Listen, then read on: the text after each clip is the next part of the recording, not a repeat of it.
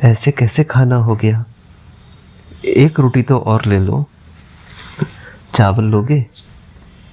मिठाई तो खानी ही पड़ेगी। बहुत कम खा रहे हो आजकल।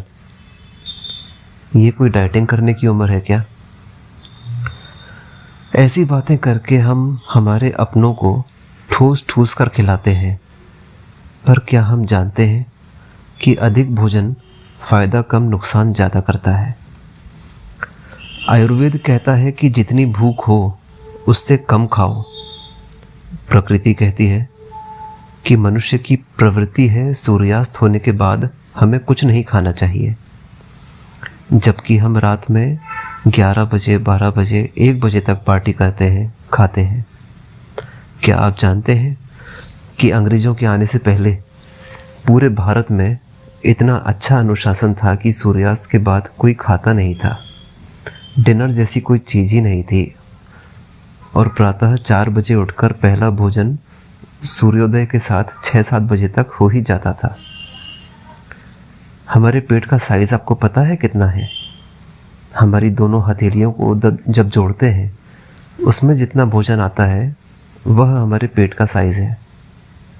उससे ज़्यादा अगर हम खाते हैं तो वह जो भोजन रहता है वो नली में ही रुका रहता है, फूड पाइप्स में रहता है, पेट में नहीं रहता।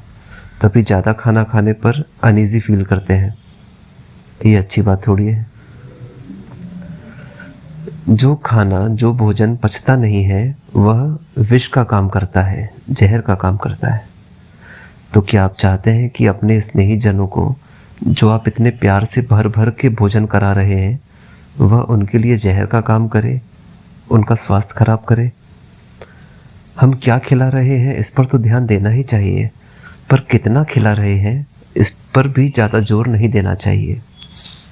अगर छोटे बच्चे हैं तो एक हद तक उनको बोलना टोकना ठीक है, पर बड़ों को खाने में ज़बरदस्ती करना बिल्कुल भी अच्छी बात नहीं। और यह बात आपके अपने ऊपर भी फिट बैठती है।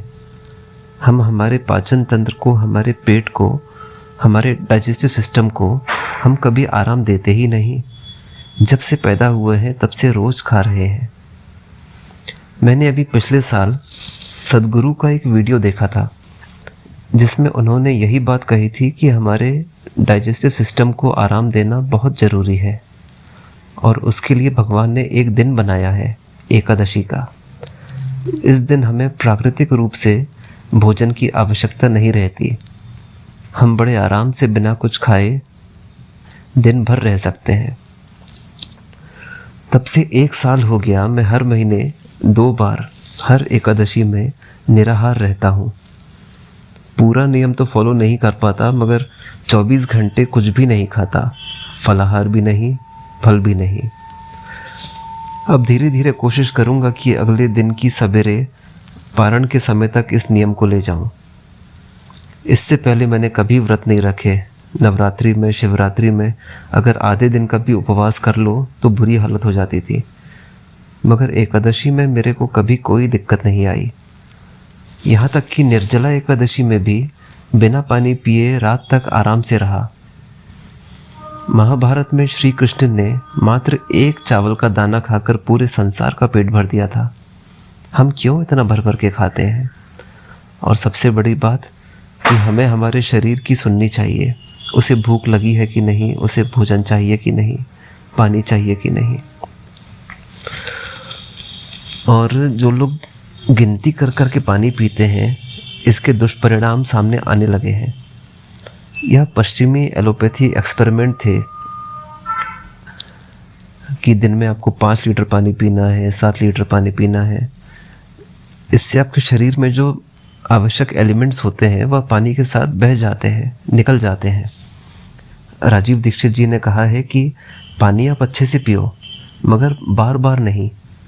भले ही आप दिन में 4 बार पियो, 2-2 ग्लास पियो, मतलब एक बार जब पानी पियो तो अच्छे से पियो। ऐसा नहीं है कि हर 10 मिनट में चुस्की ले रहे हैं, हर आधे घंटे में 1 ग्लास पानी पीना है, ऐसा ना हो।